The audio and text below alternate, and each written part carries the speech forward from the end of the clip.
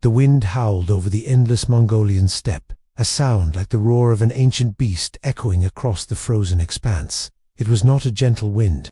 It carried with it fine shards of ice that sliced the skin, and the bitter scent of winter grass flattened beneath frost. Under the pale blue sky, the eternal blue sky the Mongols worshipped, a child's first cry rose and mingled with the wind. The year was 1162, by the banks of the Anon River, when Holon, wife of Yasuge, gave birth to a son. They named him Temujin, after a captured Tota chieftain his father had defeated shortly before.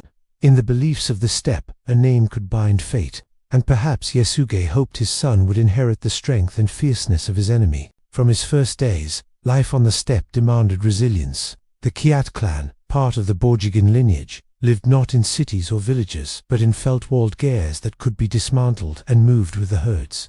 Here, a child learned to ride before he could walk, to wield a bow before his voice had deepened. Yasuge was a warrior and leader, respected for his skill in battle and his ability to weave alliances between the fractious Mongol tribes. But the steppe was a land where loyalty shifted like the wind, and old grudges smoldered for generations. When Temujin was 9, Yasuge decided it was time for his son to take a wife. Accustomed to secure alliances early, they set out toward the Olkanat tribe, where Temujin was to be betrothed to Bert, a girl of noble blood. The meeting went well, the match agreed upon, but on the way back, Yasuge stopped to share a meal with a band of Tatars.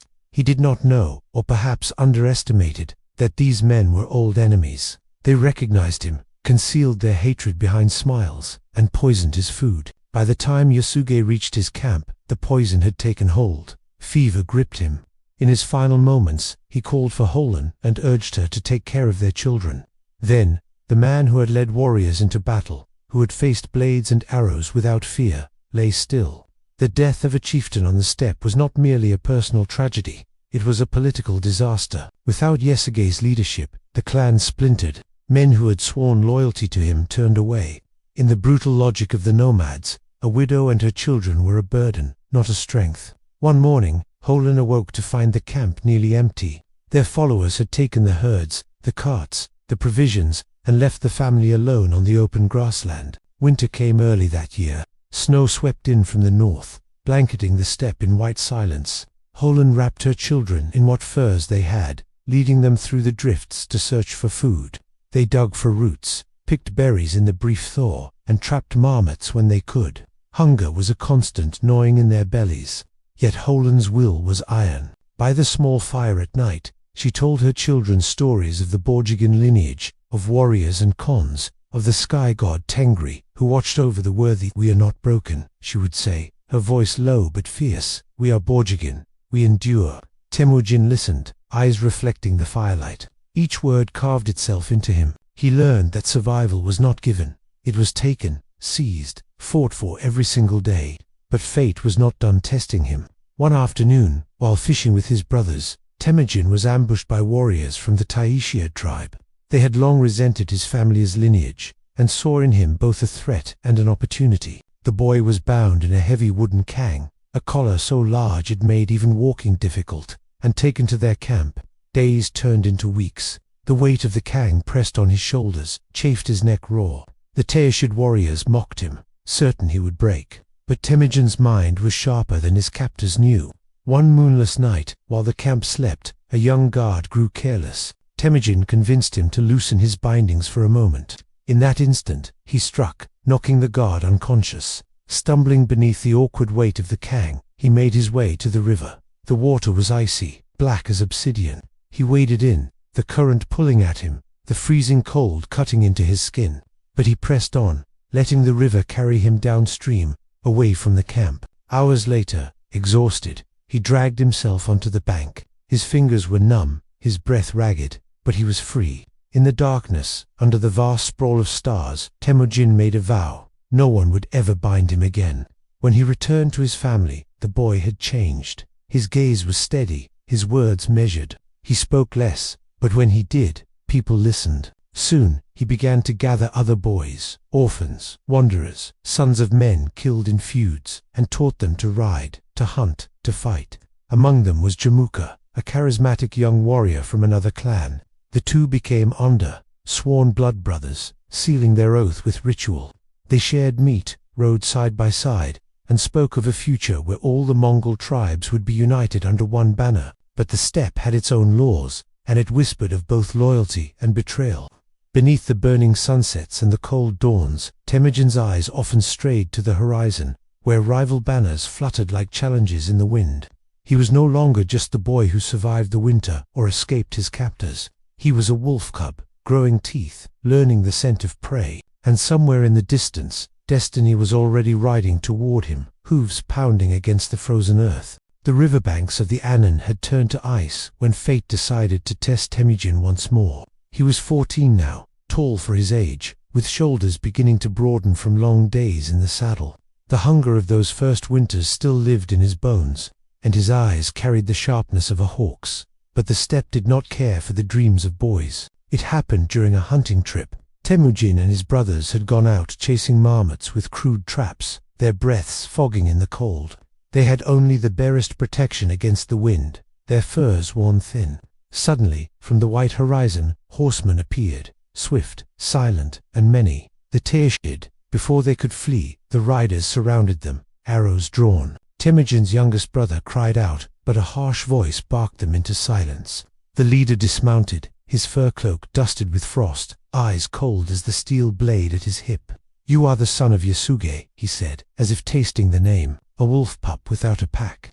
They bound Temujin then and there, ignoring his mother's pleas when they dragged him from the camp. The Taichi Yudi had not forgotten the Borjigin claim to leadership over the steppe, and they would not risk the boy growing into a man who could unite tribes.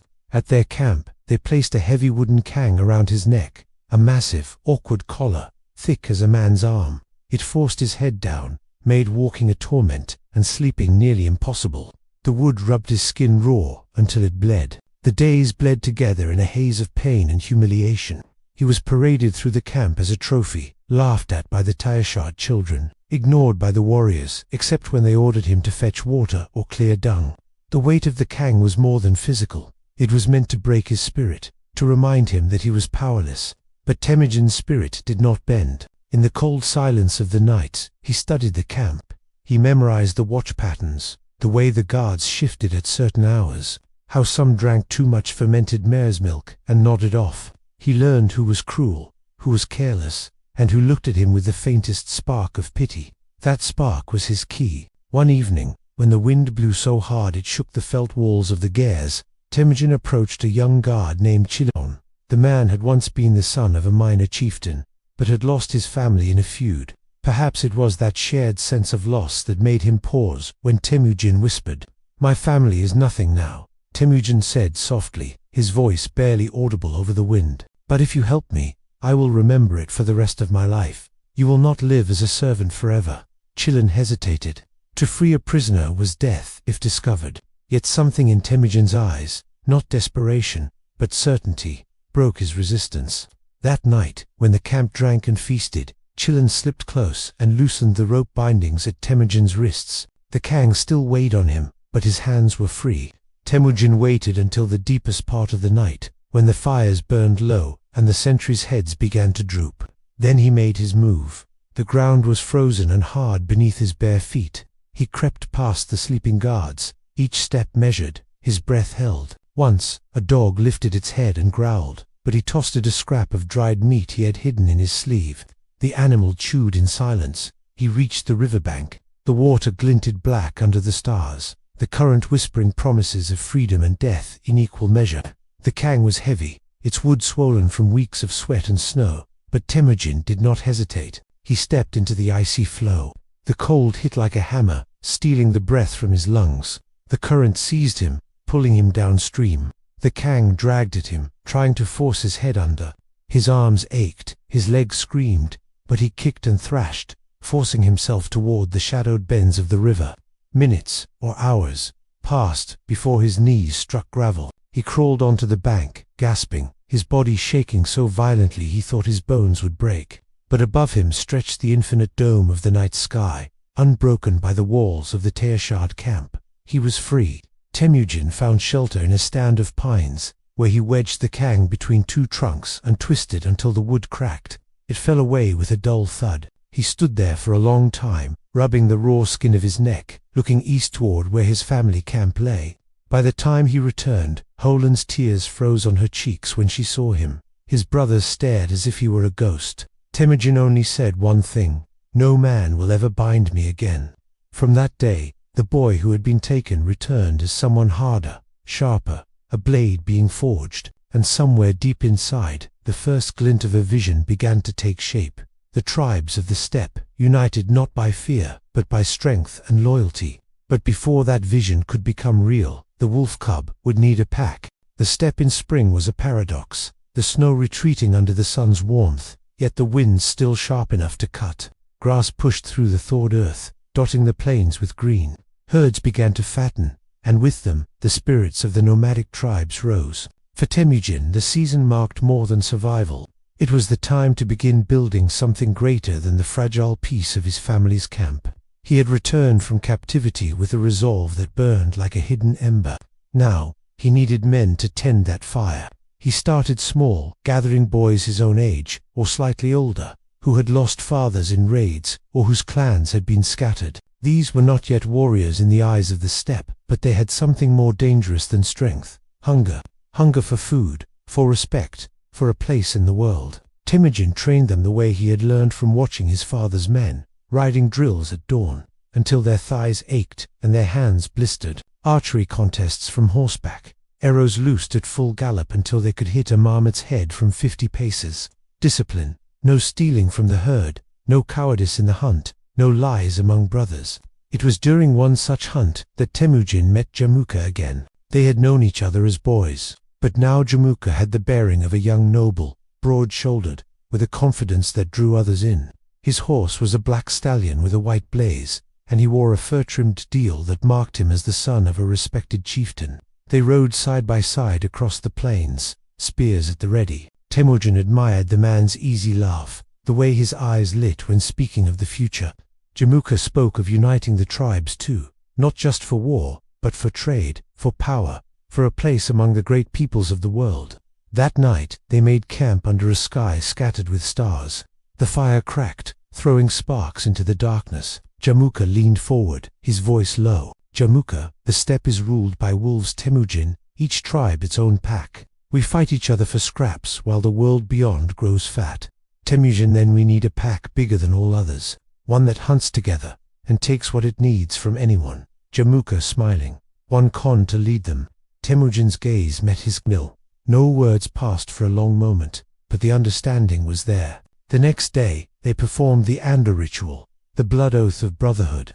A goat was sacrificed, its warm blood offered to the eternal blue sky. They cut their palms with a dagger and clasped hands, letting the blood mix. From this day, they swore, "We are brothers in all but birth. Your enemy is mine. Your blood is mine. Your death is mine." The oath was sacred. Among the Mongols, an Anda was more than a friend. It was a bond that could outlast family ties. To betray an Anda was to betray the sky itself. In the seasons that followed, Temujin and Jamuka became inseparable. Together they raided rival camps, not for slaughter but for horses, food, and women to strengthen their following. They shared spoils equally, and their combined charisma drew more men to their side. Temujin brought something new to these gatherings: merit over birth. He began promoting warriors, not because of their lineage, but because of their loyalty and skill. Men who had been ignored in their clans found themselves with rank and respect under Temujin's banner. It was a dangerous idea in a world ruled by aristocratic bloodlines, but it made him popular among the lower-born. Jamuka, for his part, had a gift for inspiring men with words and visions. Where Temujin was direct, Jamuka was charming. Where Temujin valued discipline, Jamuka embraced freedom and feasting. They balanced each other, their strengths making them a formidable pair. Yet in the quiet moments, Temujin sometimes caught the flicker of ambition in Jamuka's eyes, a hunger not unlike his own. The whispers began subtly. Around the fires of other tribes, men would murmur, "Which of them will be Khan when the time comes?" For now, the question did not matter. They were young, their power still growing, and the tribe still fractured. But deep within the soil of the steppe, the seeds of rivalry had already been planted, seeds that would one day sprout into blood and betrayal. As summer burned the plains gold, Temujin and Jamukha led their band to the edge of the Kerit territory. There, under the looming mountains, they struck a deal with Conqueror, the Kerit Khan, an alliance sealed with gifts of horses and fine furs. It was Temujin's first taste of large-scale diplomacy, and he watched closely as Jamukha handled the exchange. Every nod, every pause, every smile was deliberate. Temujin understood then that war would not be won with arrows alone. The Khan who would rule all Mongols must master both the bow and the tongue. And in that moment, Temujin knew the path to the Khanship had begun. The summer sun burned the steppe into a vast sea of gold, the grass swaying in waves beneath a sky so wide it seemed endless. Under this open heaven, Temujin and Jamukha rode at the head of their growing band, now numbering more than 20 households. Their gears moved with the herds, and their warriors, hardened by raids and hunts, had begun to carry themselves like the nucleus of something far greater. But on the steppe, growth draws eyes, and eyes bring danger. The first signs of strain were subtle. Around the fire at night, Temujin noticed that some men deferred more to Jamukha, drawn to his easy laugh and generous hand with the spoils. Others gathered around Temujin, appreciating his discipline and fairness. It was not yet division, but the campfires were no longer one circle. That autumn, a dispute over leadership broke into the open. A small group of warriors had returned from a raid with twice the horses of their comrades. Jamukha suggested they keep a greater share as reward. Temujin disagreed. "Temujin, we fight as one band. Spoils are divided equally. If we reward only the successful, the rest will abandon the weak." Jamukha smiling, but with steel in his eyes. "And if we do not reward success, the strong will leave us for leaders who will." The words hung in the air like a challenge. That night, laughter was louder around Jamukha's fire, while Temujin's camp was quieter but watchful. Winter descended early, harsh and unyielding. Food grew scarce. Temujin kept his men moving, raiding cautiously to avoid provoking larger tribes. Jamukha preferred bolder strikes, taking risks that brought both great rewards and dangerous enemies. By the time the first thaw came, their visions for the future had diverged. Temujin dreamed of a united steppe bound by loyalty and discipline, where leaders earned their place through merit. Jamukha believed in the old ways, alliances forged through noble birth, power maintained by lavish generosity to one's kin and allies. The break came in the spring of 1186. Conqueror Khan of the Kerit and Temujin's ally had promised support for Temujin's growing influence. Whispers spread that Conqueror would recognize Temujin as Khan of his own confederation. Jamukha heard these rumors too, and saw his own ambitions threatened. One evening Jamukha approached Temujin as the sun dipped below the horizon, painting the sky in streaks of crimson. "Jamukha, brother, the steppe will not follow a man who places the lowborn above the sons of chieftains. You will anger the noble clans, and they will crush you." Temujin, "Then let them be angered. A man's worth is in his loyalty and his skill, not his birth." Jamukha shaking his head, "That is not our way." They parted without another word. Days later, Jamukha was gone, and with him, over half the band. 100 warriors rode with him, taking their families, herds, and weapons. The betrayal cut deep, but Temujin did not waver. He gathered what remained, loyal men who had chosen him, not out of blood ties, but belief. The break was not the end. It was the beginning of war. Jamukha struck first, raiding Temujin's allies in the east. His numbers and connections gave him early victories, but Temujin answered with speed and precision, targeting isolated groups, stealing herds, and avoiding direct battle until the odds favored him. The confrontation came in the summer heat, on a plain ringed by low hills. Temujin rode along his ranks, his voice carrying over the clink of armor and the restless snorts of horses. "Temujin, they call us the weaker force. Let them. Today, we fight not for noble blood, but for the right to stand as free men under the eternal blue sky. Hold your ground, strike as one, break their will, and the steppe will be ours." The clash was brutal. Horsemen collided with the sound of thunder, arrows hissing through the air. For hours the battle swayed, dust turning the sun into a dim red disk. Temujin's disciplined formations held longer than Jamukha expected, but numbers told in the end.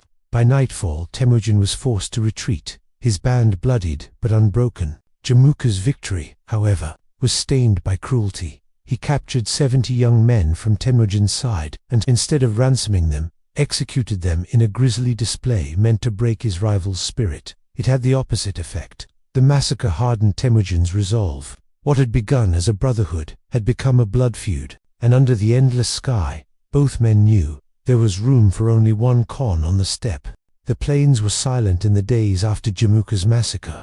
Ashes marked the places where camps had burned, and the wind carried the faint scent of blood long after the vultures had taken their fill.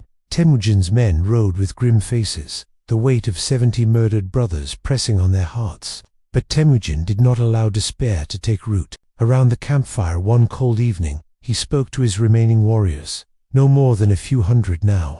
The firelight danced across his weathered features, casting shadows in the hollows of his cheeks. Temujin Jamuka believes fear will scatter us. But I tell you this, the steppe remembers strength, not cruelty. Every tribe that lives under the eternal blue sky respects the wolf who hunts with discipline. We will rebuild, and we will strike where he is weakest. It was more than a speech. It was a promise. The seed of a new alliance. Temujin sent envoys to the tribes who had suffered under Jamuka's raids, the Merket, the Teeshode, and even small, scattered clans that had no protector. He offered not just protection, but a new order. Leaders would be chosen for their ability, not their birth. Spoils would be divided fairly, with care for widows and orphans. Disputes would be settled before the Khan's council rather than by blood feud. This vision was radical for the steppe, but it appealed to those tired of noble arrogance and endless vendettas. Slowly, warriors began to arrive at Temujin's camp, some alone, some with entire households. By the next spring, he commanded over 2,000 riders. It was not yet enough to challenge Jamuka's full might, but it was enough to begin shaping the future. The first strike, Temujin's first target, was a small Taichi Ud encampment on the Annan River, lightly defended and rich with horses. At dawn, his riders swept in from 3 sides, the fourth side left open to lure them into flight. When the Teeshode warriors fled toward the gap, they found another detachment waiting in the hills. Caught in a pincer, they surrendered.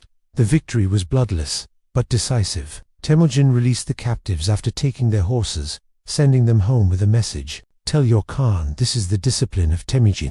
Join me, and you will live as brothers. Stand against me, and you will not live at all. The tale spread quickly. Forging the iron discipline, Temujin understood that raw numbers were not enough. The strength of his army would lie in its discipline. He reorganized his men into units of 10 Arbon, 100 Zuin, and 1,000 Mingan, each with appointed leaders who answered directly to him. He set strict rules. No warrior was to abandon his unit in battle. Looting before the signal was forbidden. Desertion was punishable by death. Some bristled at the rules, but most recognized the advantage. For the first time, warriors of the steppe were fighting as a single organism rather than a swarm of individuals. The Battle of Dalen-Baltzhot opportunity came when scouts reported a rich caravan moving through territory controlled by a Jamuka ally. Temujin set an ambush in a narrow valley near Dalen-Baltzhot. His men concealed themselves among the rocks and tall grass, their horses muffled with felt to silence their steps. When the caravan entered, Temujin's riders struck from both ends, trapping them in a storm of arrows. Within minutes, the defenders were overwhelmed. The loot, silk, fine weapons, and barrels of fermented mare's milk was distributed according to Temujin's rules. The victory brought more than wealth. It signaled to the steppe that Temujin's star was rising again. Tribes that had once ignored him began to send envoys, testing the waters of alliance. The turning of the tide by summer. Temujin's forces had swelled to 4,000, still fewer than Jamuka's, but better trained and more loyal. In a bold move, he raided a major Teeshode settlement, burning their supply stores and freeing captives. Among those freed were skilled bowyers, armorers, and horse breeders who swore loyalty to him.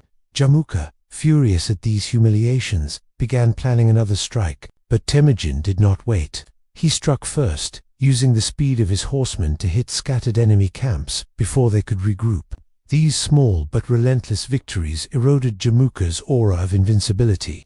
For the first time since their split, Temujin could feel the balance shifting. One evening, as the sun set behind the western hills, casting the steppe in gold and shadow, Temujin stood among his men. Temujin, we have tasted victory, but this is only the beginning. Jamuka still believes the old ways will hold the tribes together. We will show them a new way, and when they see it, they will come to us not from fear, but from choice. In the fading light, the warriors raised their bows and spears in silent salute. The wolf cub had grown, his pack was forming, and the first scent of true power was on the wind. The year was 1186. The winds of the steppe carried more than dust and the scent of grass. They carried Temujin's name. Whispers of his victories had traveled farther than his horses, reaching even the distant mountains and river valleys where old Khans still clung to their power. For months, Temujin had ridden from camp to camp, meeting tribal leaders, drinking mare's milk beneath their felt roofs, and speaking of a new order. Some were wary, some openly hostile, but many had grown weary of the endless feuds that kept the Mongols weak. The idea of unity was not new, but Temujin's vision was different. No tribe above another. Leaders chosen for ability, not bloodline. Spoils divided fairly, even for the lowest warrior. It was a challenge to centuries of tradition, and to the pride of noble families. But for those on the margins, it was a chance at honor they could never win in the old system. The Kurultai in the spring. Temujin called for a Kurultai, the great council of the steppe. Messengers rode in every direction, inviting leaders to gather by the Aenon River under the eternal blue sky. The day arrived clear and bright. Hundreds of horsemen appeared over the horizon in every direction, their banners fluttering in the wind. Tents sprouted like white flowers across the grassland, and the air buzzed with the sound of voices, the neighing of horses, and the clang of arms. Temujin stood at the center, flanked by his most trusted men, Bowaku, Jelme, Subotai, and others who had proven their loyalty through years of hardship. His deal was plain compared to the embroidered silks of some chieftains, but his presence drew the eye more than gold ever could. The chiefs gathered, forming a circle. The air was tense. Alliances could be made or broken here. Temujin stepped forward. Temujin, brothers of the steppe, we have fought each other for generations. While we spill blood over grazing land and herds, the Jin in the south grow rich, and the Khwarezmians in the west grow bold. We are wolves fighting over scraps, while other packs grow fat. I say no more. He let the words sink in before continuing. Temujin, follow me, and we will be one people, Mongol, not Kiat or Merkit, not Teshiad or Jaler, but one. Together we will take from the rich, punish the treacherous, and honor the loyal. Together, no force on this earth will stand against us. There was a long silence. Then Togrul of the Kerite, one of the most respected Khans, stepped forward. Togrul, I have seen this man fight, and I have seen him keep his word. The eternal blue sky favors him. I call him Khan. Others followed, some eagerly, some reluctantly. But one by one, voices rose until the steppe echoed with the cry, Khan, Khan, Khan. Temujin knelt briefly, touching the earth with his palm, a sign of humility before Tengri, the sky god, and rose as Genghis Khan, universal ruler of the Mongols. A new order. His first act as Khan was to formalize the military system he had been building. Arbon, units of 10 men, Zuin 100, Mingan 1,000, Tumen 10,000. Every man knew his place, his commander, and his duty. Loyalty was to the Khan and the law, not to a bloodline. He also declared the Yasa, a code of laws that bound all under his rule. Theft of livestock was punishable by death. Captured enemy soldiers could be spared if they swore loyalty. The enslavement of fellow Mongols was forbidden. The Yasa gave order to a land long ruled by vengeance and whim. The shadow of Jamukha. Genghis Khan's rise was not without enemies. Jamukha, upon hearing the news, called his own Kurultai, and declared himself Gurkhan universal ruler in the old aristocratic style. His title was supported by the noble families who resented Genghis Khan's merit-based order. Two Khans could not rule the same sky. The steppe braced for another war.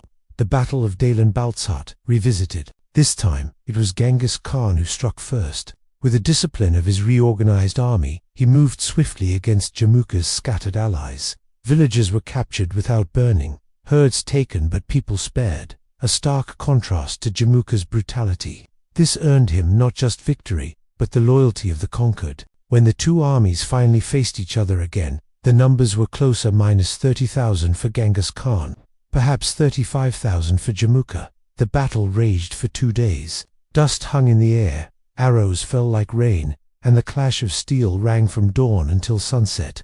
But Genghis Khan's units moved with precision, responding instantly to his signals. By the end of the second day, Jamukha's forces broke and fled.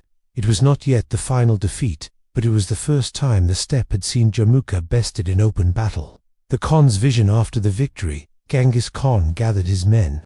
Genghis Khan, today we fought as one people. Tomorrow we will fight as one nation. From the Yenisei to the Yellow River, from the Altai to the Gobi, we will ride as brothers. And beyond, the world waits for us. The men roared their approval, the sound rolling across the grassland like thunder. For the first time, the dream of a united Mongol nation felt not like a distant hope, but an approaching reality. The year after his recognition as Khan, Genghis did not rest. The steppe was no longer his only horizon. To the south, beyond the Gobi's shifting sands, lay a land of cities, walls, and wealth that most nomads could scarcely imagine. The Jin Empire. For centuries, the Jin had towered over the Mongol tribes, demanding tribute and dictating alliances between rival clans. They had played Khan against Khan, ensuring the steppe remained fractured. But now, under one leader, the Mongols were no longer pawns in the Jin game. They were becoming a threat. Genghis Khan intended to make them understand this. The scouting ride before moving his Tumens south, Genghis sent scouts deep into Jin territory. They rode through frozen passes and across dusty plains, counting garrisons, noting the design of watchtowers, measuring the response time of patrols. One scout returned with tales of cities unlike any the Mongols had seen. Streets wide enough for 10 carts abreast, markets overflowing with silk, tea, and grain, walls taller than a man could shoot an arrow over. Another brought back maps drawn in charcoal on tanned hide, marking the locations of supply depots and border forts. Genghis studied these maps by the firelight each night, tracing routes with his finger, memorizing river crossings, and identifying the soft underbelly of the Jin frontier. Crossing the Gobi, in the summer, he gathered 20,000 riders. The journey south meant crossing the Gobi Desert, a deadly stretch of heat and thirst. Genghis ordered each man to carry dried meat, fermented mare's milk, and a goatskin of water. Horses were rotated every few hours to keep them fresh. The desert tested even the toughest warriors. Sandstorms rolled in without warning, blotting out the sun. At night, the cold gnawed at the bones, yet the Tumens pressed on, driven by the promise of rich plunder and the Khan's unshakable confidence. On the 7th day, they reached the green lands beyond, and the first Jin fortress, the fortress at Wusha, the fortress of Wusha, sat on a rise, its grey stone walls bristling with watchtowers. The Jin garrison jeered when they saw the horsemen approach, confident in their walls, but the Mongols did not charge. They camped just out of arrow range and began a patient siege. Genghis used a tactic learned from Chinese deserters in his ranks. He ordered the construction of mangonels, siege engines that hurled stones and firepots over the walls. The Jin defenders had not expected such machines from nomads. After 3 days of bombardment, the gates were splintered. The Mongols poured in, arrows flying, sabers flashing. By nightfall, the fortress belonged to Genghis Khan. The survivors were spared if they swore loyalty. Those who refused were executed. The news raced south faster than any horse. The Jin court in Zhongdu, today's Beijing, was stunned. Riding the storm over the next months, Genghis led lightning raids deep into Jin territory. His men struck cities, looted storehouses, and burned government outposts. Then, as Jin armies gathered to respond, the Mongols vanished into the steppe, moving faster than the heavy infantry could follow. This was a new kind of war for the Jin, one they were ill prepared for. The Mongols did not fight to hold territory, but to bleed their enemy, seize supplies, and spread fear. In one winter raid, Genghis captured thousands of bolts of silk and wagon-loads of grain. Instead of hoarding them, he distributed the spoils among his warriors, reinforcing his reputation for fairness. The psychological war. Genghis understood that fear could be as powerful as arrows. In captured towns, he sometimes spared the people, letting them return to their fields and markets under the condition they spread tales of Mongol power and mercy. In others, especially those that resisted fiercely, he ordered complete destruction. The message was clear: submit and prosper, resist and perish. The strategy worked. Border towns began surrendering without a fight, opening their gates to the horsemen of the eternal blue sky. The first tribute by the campaign's second year, the Jin emperor sent envoys to negotiate. They brought gold, silk, and horses. Tribute meant to buy peace. Genghis accepted the tribute, but gave no promises. Genghis Khan, the Jin have fed on the steppe long enough. This is only the beginning. The sky is wide, and so is my reach.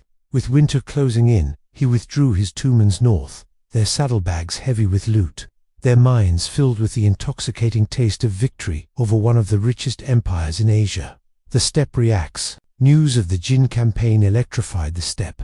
Never before had a Mongol Khan struck so deep into the heart of China and returned triumphant. Tribes that had doubted Genghis now sent envoys offering alliance, but not all welcomed his rise. Jamukha, still nursing his own ambitions, saw the Jin campaign as proof that Genghis's power was growing too great to ignore. The next storm, Genghis knew, might not come from the south, but from the steppe itself.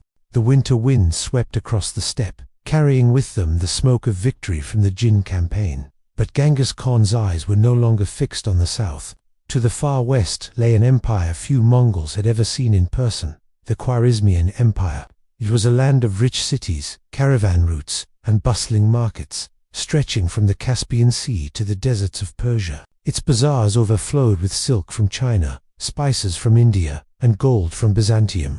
For a Khan who dreamed not just of conquest but of controlling the arteries of trade across Eurasia, Khwarezm was a glittering prize. The first contact in 1218, Genghis Khan sent a caravan of merchants west, 500 camels laden with silk, precious metals, and fine goods from China. Alongside them rode Mongol envoys, carrying letters of friendship to Shah al-Ad, Din Muhammad, Dua ruler of Khwarezm. The message was simple: let us trade, there is room for both our empires to grow rich. At first, the Shah seemed receptive. A commercial alliance with the rising Mongol power promised wealth and security along the Silk Road. But in the Shah's court, whispers of distrust grew. His advisors feared the Mongols were using trade as a cover for espionage. The outrage at Otrar, in the border city of Otrar, the governor, Inalhuk, made a decision that would alter history, claiming that the Mongol caravan was filled with spies. He seized the goods, arrested the merchants, and in defiance of all diplomatic custom, executed them. When word reached Genghis Khan, he was furious but restrained. He sent 3 ambassadors to the Shah, demanding justice, the governor's execution, and the return of the stolen goods. The Shah's response was an insult beyond repair. One of the envoys was killed outright. The others were humiliated, their beards shaved, their faces cut, and sent back east. It was not just a refusal, it was a declaration of war.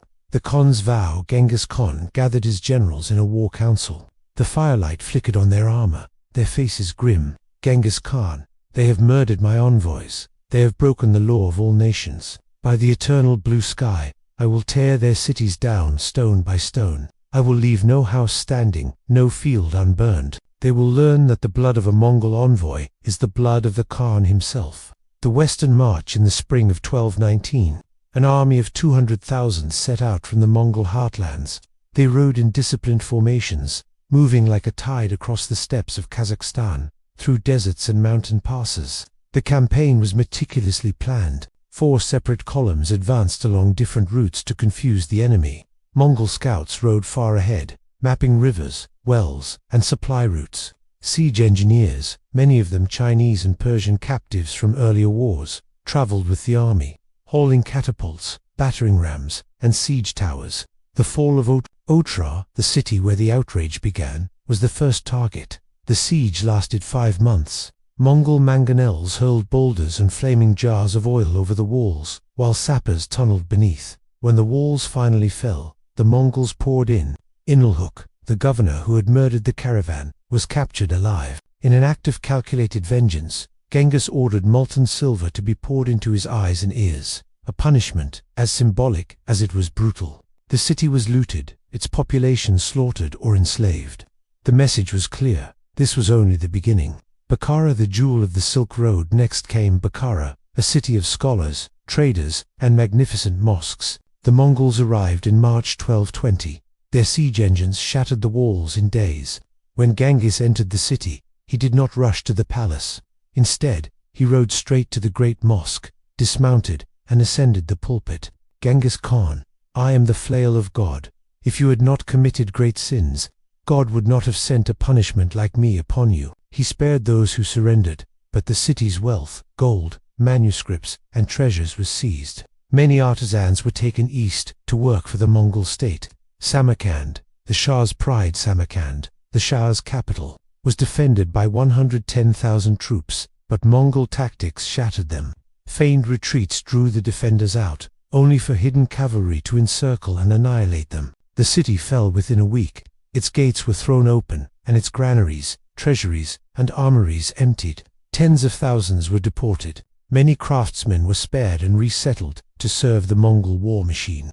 The Shah's flight and death humiliated. Shah Ala-ad-Din fled westward, abandoning his armies and subjects. Pursued by Mongol detachments, he escaped across the Caspian Sea, only to die in exile, sick, broken, and forgotten. The aftermath: by 1221, the Khwarezmian Empire was gone. Cities that had stood for centuries were reduced to rubble. The Silk Road lay in Mongol hands, and with it, the wealth of half the known world. But the campaign had also revealed something darker. The Mongol war machine was no longer simply a confederation of tribes. It was an empire, ruthless, efficient, and relentless. From the Caspian to the Yellow River, the world now knew. When the Khan's messengers rode into your land, you would do well to listen. The ashes of Khwarezm still drifted in the wind when Genghis Khan turned his gaze farther west. His vengeance was complete, but the conquest had opened new roads, and the roads led into lands few Mongols had ever seen. Beyond the shattered Khwarezmian realm lay the mysterious kingdoms of the Caucasus, the steppes of the Kipchaks, and beyond them, the cities and forests of Eastern Europe. These were lands of strange languages, different gods, and warriors who had never faced the storm of the Mongol Tumans. Genghis Khan intended to change that. The scouting invasion in 1220, Genghis dispatched two of his most brilliant generals, Subotai and Gib, the arrow at the head of a smaller, fast-moving force. Their mission was not to conquer, but to scout, intimidate, and gather intelligence. They rode west across the Caspian coast, striking fear into villages and fortresses.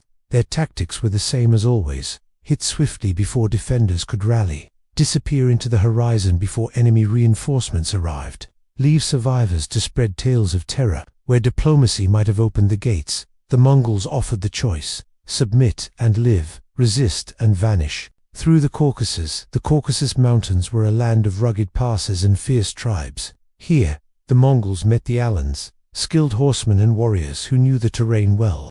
For a moment, the Mongols faced a stalemate, until they used cunning to turn the tide. Subotai offered an alliance with the Kipchaks, nomadic tribes to the north, convincing them to betray the Alans. Once the Alans were crushed, the Mongols turned on the Kipchaks themselves, cutting them down in a lightning assault. This betrayal sent a chilling message. Alliances with the Mongols lasted only as long as they served the Khan's purpose. The call to the Rus, the Kipchaks fled westward, seeking refuge among the Kievan Rus princes. These Slavic rulers, powerful yet divided, agreed to join forces and confront the Mongols before the invaders could penetrate deeper into their lands. By spring of 1223, a coalition army was formed, 80,000 men from various principalities, heavy with armored cavalry and infantry. They marched east to meet the Mongols, confident that their numbers would crush the steppe horsemen. The Battle of the Kalka River. The two forces met on the grassy banks of the Kalka River. The Mongols feigned retreat almost immediately, turning their horses and fleeing in apparent panic. The Rus and Kipchaks, eager for glory, gave chase. For 9 days, the Mongols drew them deeper into open steppe, stretching their lines thin and exhausting their horses. Then, at a prearranged signal, Subotai's Tumans wheeled around. Fresh cavalry thundered in from hidden flanks, encircling the coalition army. The Rus found themselves trapped in a ring of steel and arrows. Heavy cavalry charges failed against the Mongols' mobility, and the sky darkened with shafts. By nightfall, the coalition was shattered. Tens of thousands lay dead. Prince Mstislav of Kiev and his nobles were captured alive. In a grim display, the Mongols laid them beneath wooden boards and feasted on top, crushing them to death without shedding their blood, a steppe custom for killing royal enemies. The Ghost Riders, instead of pushing deeper into Europe, Subotai and Gib turned back east. Their mission had been to scout and terrorize, not yet to conquer. They rode through the steppes, gathering intelligence on the geography, fortifications, and political divisions of the lands they had touched. By the time they returned to the main Mongol host, they had ridden over 5,000 miles, fought dozens of battles, and mapped the path for future conquests. The shadow over Europe in the courts of Eastern Europe, the tales of the Mongols spread like wildfire. Survivors spoke of riders who could appear out of nowhere, of arrows that fell like rain, of cities emptied in a single day. No one knew when, or if, they would return. But everyone understood. A new force had risen in the east, and it did not play by the old rules. For Genghis Khan, the Western expedition had been more than a raid. It was a warning shot to the world. The eternal blue sky stretches far, and so will my empire. The Mongols were children of the steppe, born to the saddle and the bow. For centuries, they had fought wars in the open plains, fast, mobile, and without walls. But by the 1220s, Genghis Khan's vision for conquest demanded something more: the ability to crush the great fortified cities of the world. From the stone citadels of the Jin to the high walls of Steppe and the distant castles of the Khwarezmians, Genghis had seen that the fate of empires often rested behind gates of iron. If he wished to rule the known world, he needed to become master of the siege. The lessons of China, the Mongols' transformation began during the wars against the Jin Empire. When they first encountered walled cities, they were forced into slow, grinding blockades, relying on starvation to force surrender. It was effective, but costly in time and resources. Genghis adapted quickly. Captured Chinese engineers were given a choice: serve the Khan or perish. Many chose life, and in doing so, brought with them the secrets of siegecraft. Mangonels and trebuchets capable of hurling stones the size of a horse's head. Siege towers tall enough to overtop city walls. Battering rams sheathed in wet hides to resist fire. Techniques for tunneling under walls to collapse them from beneath. Under Mongol discipline, these machines became extensions of the two-men, as precise and deadly as a cavalry charge. A mobile siege army. What set the Mongols apart was not just their willingness to use siege weapons, but their ability to move them across vast distances. The same logistical genius that kept tens of thousands of horsemen fed and mounted was applied to siegecraft. Carpenters traveled with the army, ready to construct engines from local timber. Knockdown designs allowed trebuchets to be built, disassembled, and reassembled in days. Even the great siege crossbows, capable of launching spears through armor, could be packed onto carts and hauled by oxen across deserts. Where other armies had to choose between speed and siege power, the Mongols would have both. Steppe, the storm unleashed. One of the most chilling demonstrations of Mongol siege mastery came in 1221 at the Persian city of Steppe. The city had resisted fiercely, killing a Mongol governor, who happened to be Genghis Khan's son-in-law. The Khan's orders were merciless. Siege engines battered the walls day and night, while sappers mined beneath the gates. When the city finally fell, the streets ran red. The entire population, men, women, and children, was slaughtered. It was said that the noise of mourning could be heard for miles beyond the walls.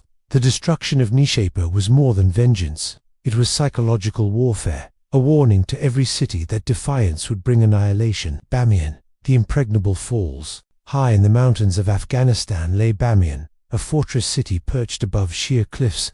The defenders believed themselves safe from the horsemen of the plains. Genghis Khan's answer was to bring the siege to the mountains. His engineers built timber scaffolds anchored into the rock face, raising platforms for archers and siege crossbows. Mangonels were disassembled, hauled piece by piece up narrow paths, and reassembled to bombard the walls from unexpected angles.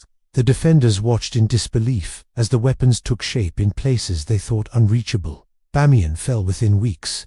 Adapting the enemy's tools from every campaign, the Mongols took what was useful and made it their own. From China, they took counterweight trebuchets, from the Khwarezmians, reinforced gates and iron-bound siege towers. From the Islamic world, Greek fire, incendiary mixtures that burned even on water. They did not simply copy these technologies, they integrated them into their doctrine. Siege engines were deployed in coordination with cavalry, archers, and psychological tactics. Messages promising mercy for surrender were sent before the assault. If refused, the full might of the Mongol siege would follow, often ending with complete destruction. Walls no longer safe by the mid-1220s, the Mongol army was a force unlike any the world had seen. They could move across the steppe at terrifying speed, then transform overnight into a disciplined siege corps. No fortress was beyond their reach. When news of their approach spread, many cities chose to surrender without a fight, not out of cowardice, but out of survival. The Mongols had turned the very concept of a safe city into a myth. The Khan's reflection on a cold night after the fall of Bamiyan. Genghis Khan stood atop the city walls, looking out at the dark mountains. Beside him, Subutai spoke quietly. "Subutai, we were born to ride the open plains, and yet we have learned to tear down mountains. Genghis Khan, a rider who learns only one road will die when that road ends. We will ride every road, climb every wall, cross every sea. There will be no place the horse of the Khan cannot tread." The wind carried his words into the darkness, as if the eternal blue sky itself was listening. The empire of Genghis Khan now stretched from the Pacific shores of China to the mountains of Persia, from the frozen Siberian forests to the oases of Central Asia. No ruler in history had commanded such a vast dominion in a single lifetime. But even as the eternal blue sky favored him, the horizon began to darken with the shadows of age, betrayal, and mortality. The Xia campaign. In 1226, Genghis Khan turned his attention to the western Xia Tangut kingdom in northwestern China.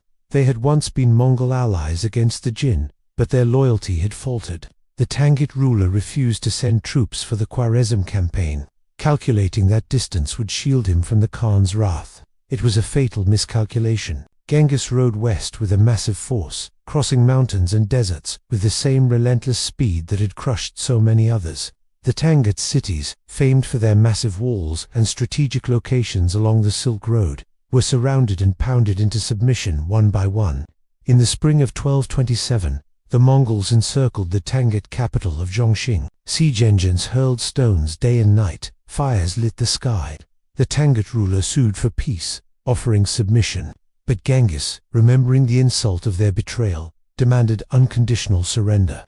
A hidden wound during this campaign, fate struck unexpectedly. Accounts differ. Some say Genghis was thrown from his horse during a hunt.